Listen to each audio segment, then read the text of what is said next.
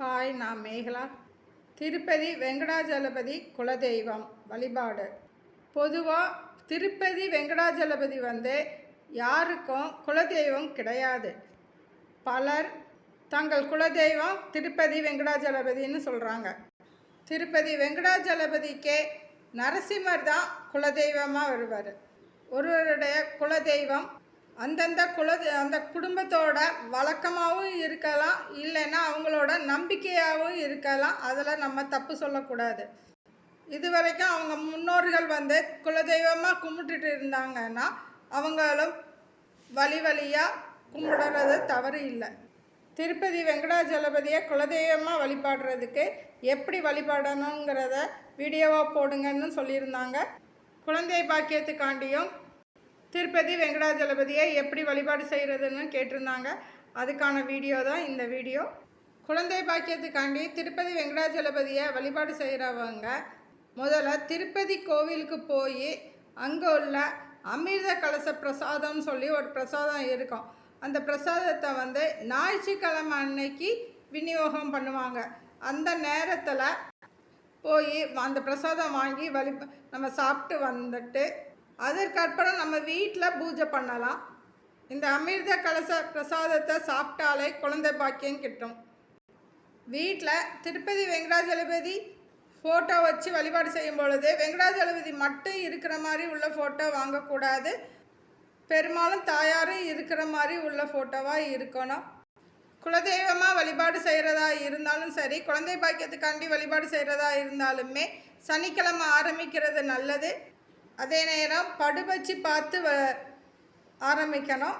Tirupati Venkatajalapathi photo இந்த மாதிரி இருக்கணும். பெருமாளுக்கு கீழே தாமரை மேலே பத்மாவதி அமர்ந்து இருக்கிற மாதிரி உள்ள ஃபோட்டோ ஃபோட்டோவை தான் நம்ம வீட்டு பூஜை அறையில் வச்சு வழிபாடு செய்யணும்.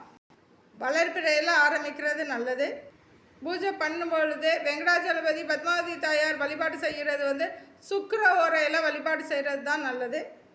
ஃபோட்டோவை கிழக்கு இல்லை வடக்கு பார்த்து வச்சு வழிபாடு செய்யணும். குலதெய்வமாக வழிபாடு செய்தாலும் சரி, குழந்தை பாக்கியத்துக்காண்டி வழிபாடு செய்கிறதா இருந்தாலும் வீட்டில் மல்லிகை செடி வளர்க்கணும்.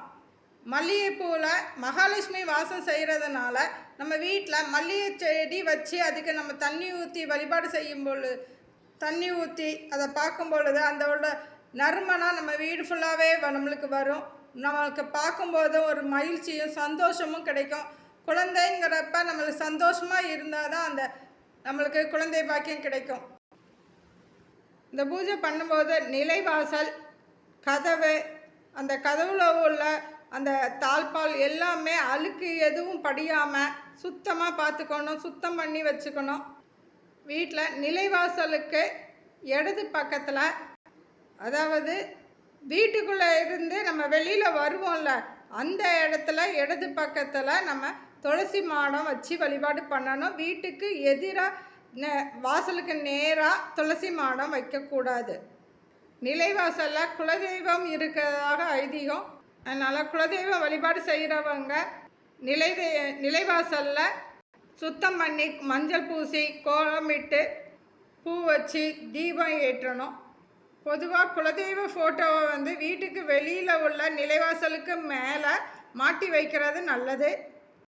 திருப்பதி வெங்கடாஜலபதியை குலதெய்வமாக ஏற்றுக்கிட்டவங்க வாசலில் நிலைவாசலுக்கு மேலே வெங்கடாஜலபதி ஃபோட்டோ வைக்கக்கூடாது.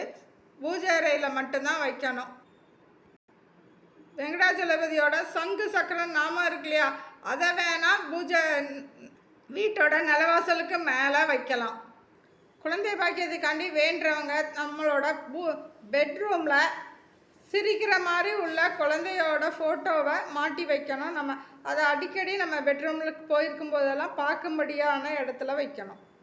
திருப்பதி வெங்கடாஜலபதிக்கு கலசம் வைக்கிறதுக்கு பூஜை அறையில் கலசம் வைக்கிற இடத்துல தண்ணி பன்னீர் கலந்து அதில் கொஞ்சமாக மஞ்சள் பொடி, சந்தனம், ஜவ்வாது இதெல்லாமே சேர்த்து அந்த கலசம் வைக்கிற இடத்துல தெளித்து நல்லா தொடச்சி வச்சுட்டு சுத்தம் பண்ணிவிட்டு ஒரு தாம்பூலத்தட்டில் பச்சரிசி பரப்பிக்கணும். அந்த பச்சரிசிக்கு மேலே சொஸ்டிக் சின்னம் இருக்கு இல்லையா, அது மாதிரி நம்ம நாணயங்களை வச்சுட்டு அதற்கு மேலே தான் கலசம் வைக்கணும். கலசத்துக்குள்ளேயும் நம்ம தண்ணி ஊற்றுவோம். தண்ணி ஊற்றக்கூடாது. பச்சரிசி போட்டுட்டு பச்சரிசி, நாணயம், வெற்றிலை பாக்கு, கலசத்துக்கு வெளியிலையும் உள்ளேயுமே மஞ்சள் குங்குமம் வைக்கணும். கலசத்துக்குள்ள விரலி மஞ்சள் வைக்கிறது நல்லது. கலசத்துக்குள்ள துளசி போட்டுக்கலாம். நாணயங்கள் போட்டுக்கலாம். குட்டியாக கிருஷ்ணர் சிலை இருந்துச்சுன்னா அதையுமே கலசத்துக்குள்ளே போடுறது ரொம்ப நல்லது. கலசத்துக்கு மேலே 5 மா இலை வச்சு தேங்காய் வச்சு பூ போட்டு மஞ்சள் குங்குமம் வச்சுட்டு அலங்காரம் பண்ணி கலசம் தயார் பண்ணலாம். குலதெய்வத்துக்கு கலசம் வைக்கிறதா இருந்தால் அந்த மா இலைக்கு பதிலாக நம்மகிட்ட இருக்கிற பணத்தை சுற்றி இலைக்கு பதிலாக மா இலைக்கு பதிலாக வைக்கலாம்.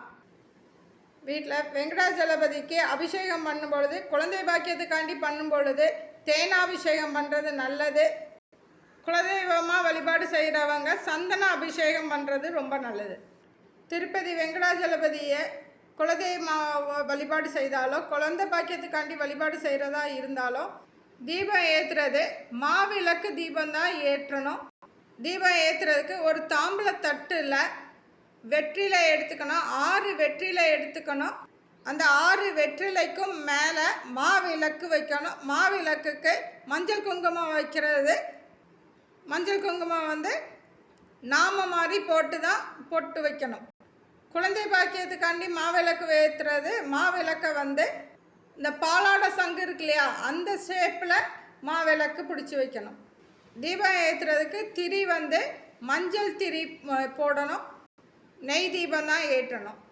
இந்த வெற்றிலை தீபம் போடுறப்ப அந்த வெற்றிலை சின்னதாக கூட பூச்சி கடித்து ஓட்டை இருந்திருக்கக்கூடாது, கிளிசல் இருக்கக்கூடாது. வெற்றிலை வைக்கும்போது காம்பு பெருமாளை பார்த்தும் அதோட நுனி பகுதி நம்மளை பார்த்தும் இருக்கணும். வெங்கடாஜலபதிக்கான மந்திரத்தை நான் கீழே கொடுத்துருக்கேன். அந்த மந்திரத்தை 54 முறை சொல்லணும், இல்லைன்னா 108 முறை சொல்லணும். ஓம் ஸ்ரீம் க்ரீம் க்ளீம் க்ளௌம் கோவிந்தாய நமக. ஓம் ஸ்ரீம் க்ரீம் க்ளீம் வெங்கடேசாய நமக. இந்த 2 மந்திரத்தில் ஏதாவது ஒரு மந்திரத்தை நம்ம சொல்லிக்கலாம். அர்ச்சனை பண்ணுறதுக்கு மல்லி, ரோஜா, துளசி இந்த 3யுமே வச்சு அர்ச்சனை பண்ணிக்கலாம். குலதெய்வமாக வழிபாடு செய்கிறவங்க நாணயங்களையும் சேர்த்து அர்ச்சனை பண்ணுறதுக்கு பயன்படுத்திக்கலாம். திருப்பதி வெங்கடாஜலபதியை வழிபாடு செய்ய ஆரம்பித்தது 12 நாள் வழிபாடு செய்யலாம், 24 நாள் வழிபாடு செய்யலாம், இல்லைன்னா 48 நாட்கள் தொடர்ந்து வழிபாடு செய்யலாம். குழந்தை பாக்கியத்துக்காண்டி வழிபாடு செய்கிறவங்களா இருந்தாலும் சரி, குலதெய்வமாக எடுத்து வழிபாடு செய்கிறவங்களா இருந்தாலும் நம்ம வீட்டுக்கு வர சுமங்கலி பெண்களுக்கு தாம்பூலம் கொடுக்கும் பொழுது வெற்றிலை பாக்கு, ப்ளவுஸ் பிட்டு, முடிஞ்சால் சாரி, 2 வளையல் சேர்த்து கொடுக்கணும். மஞ்சள் குங்குமம் கொடுக்கணும். நம்ம இந்த பூஜை பண்ணிட்டு இருக்கும் பொழுது நம்ம வீட்டுக்கு சுமங்கலி பெண்கள் வந்தாங்கன்னா குழந்தை பாக்கியத்துக்காண்டி வழிபாடு செய்யும் பொழுது அந்த பெண்களுக்கு நம்ம வளையலை நம்ம கையாலையும் அணிஞ்சு விட்டுட்டு அவங்க கையால் நம்ம கையிலையும் வளையலை அணிஞ்சு விட சொல்லணும். வளையல் இந்த பூஜை ஆரம்பிக்கிற அன்னைக்கே நம்மளே நம்ம கையில் நம்ம 2 வளையல் போட்டுக்கணும். 2 கையிலையும் 2 வளையல் போடணும். அதே மாதிரி வர்றவங்களுக்கும் 2 வளையல், இந்த கையில் 2 வளையல், அந்த கையில் 2 வளையல் போட்டு விடணும். அவங்களையும் அதே மாதிரி வளையல் போட்டு விட சொல்லணும். வளையல் எண்ணிக்கை கிடையாது, இத்தனை வளையல் வந்துருச்சு நம்ம போடக்கூடாது அப்படிங்கிற இது கிடையாது. நீங்கள் 48 நாள் வளையல் வச்சு வழிபாடு செய்யும் பொழுது 48 நாட்களில் எத்தனை பேர் வர்றாங்களோ அத்தனை பேரையுமே நம்ம போட சொல்லலாம்.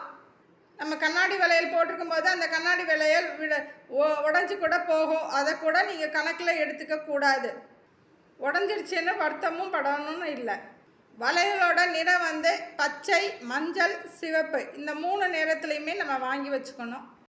வழிபாடு செய்யும் பொழுது நெய்வேத்தியமாக முளைக்கட்டை பயிரை வைக்கணும். குழந்தை பாக்கியத்துக்காண்டி வழிபாடு செய்கிறவங்க அது மாதிரி நெய்வேத்தியத்துக்கு பாலும் பழமும் வச்சுருக்கணும். அந்த பாலும் பழமும் நைட்டு கணவன் மனைவி 2 பேருமே ஆளுக்கு ஒரு பழம் சாப்பிட்டுக்கலாம்.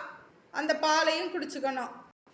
நம்ம பூஜை வந்து 12 நாள் பூஜை பண்ணுறோம், 24 நாள் பண்ணுறோம், 48 நாட்கள் பண்ணுறோம் அப்படிங்கிறதுனால கணவன் மனைவி தாம்பத்தியம் வைக்கக்கூடாதுங்கிறது இல்லை, கண்டிப்பாக வைக்கணும். ஏன்னா குழந்தை பாக்கியத்துக்காண்டி நம்ம வழிபாடு செய்கிறதுனால குலதெய்வமாக வழிபாடு செய்கிறவங்க விலகி இருக்கிறது நல்லது. நைவேத்தியத்துக்கு தேன் வைப்போம். அந்த தேன் வந்து வெள்ளி கிண்ணத்தில் தான் வைக்கணும், வேறு எந்த கிண்ணத்துலையும் வைக்கக்கூடாது. கண்ணாடி பாட்டில்லையோ கண்ணாடி கிண்ணத்துலையோ சில்வர் கிண்ணத்துலையோ வைக்கக்கூடாது. வெள்ளி கிண்ணத்தில் மட்டும்தான் தேன் ஊற்றி வச்சு வழிபாடு செய்யணும்.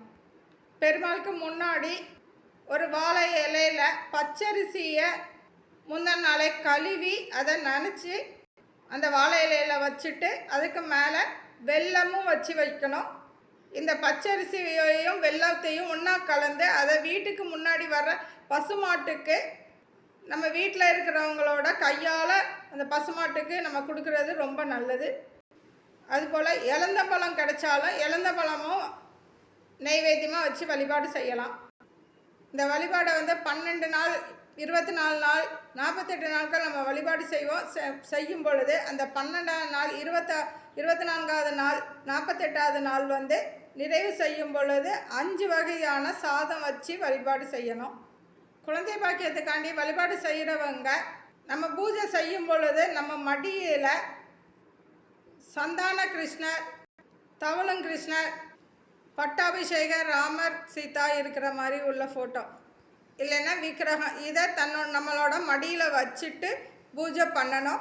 நைவேத்தியம் கொடுக்கும் பொழுது ஒரு பவுலில் நம்ம வந்து வெண்ணெய் வச்சுருப்போம். வெண்ணெயை வந்து நம்ம மடியில் இருக்கிற கிருஷ்ணருக்கு வாயில் ஊட்டி விட்டு அதற்கு தாலாட்டு பாடணும். பூஜை முடிஞ்சதுக்கப்புறமும் ஒரு 10 நிமிஷமாவது அந்த கிருஷ்ணரை வந்து நம்ம மடியில் வச்சுக்கிறது, கையில் வச்சுக்கிட்டு அதை ரசிக்கணும். இந்த பூஜை பண்ணும்போது சந்தான கோபாலகிருஷ்ணன் கிடைச்சா ரொம்ப நல்லது. இந்த பூஜையை ஆரம்பிக்கும் பொழுது நம்ம அந்த திருப்பதி வெங்கடாஜலபதி கோயில் போய் நம்ம வழிபாடு செஞ்சு அமிர்த கலச பிரசாதம் நம்ம சாப்பிட்ருப்போம். அதே மாதிரி பூஜை முடிஞ்சு குழந்தை உண்டாகி குழந்தை பிறந்ததுக்கப்புறம் அந்த குழந்தையை எடுத்துட்டு திருப்பதிக்கு போய் அந்த குழந்தையோட எடைக்கு எடை நாணயங்கள், வெள்ளி, மிட்டாய், பச்சை கற்பூரம் இதெல்லாம் எது நம்மளால் முடியுமோ அதை காணிக்கையாக எடைக்கு எடையாக கொடுக்கணும். குழந்தை பாக்கியம் கிடைக்க வாழ்த்துக்கள். தேங்க்யூ.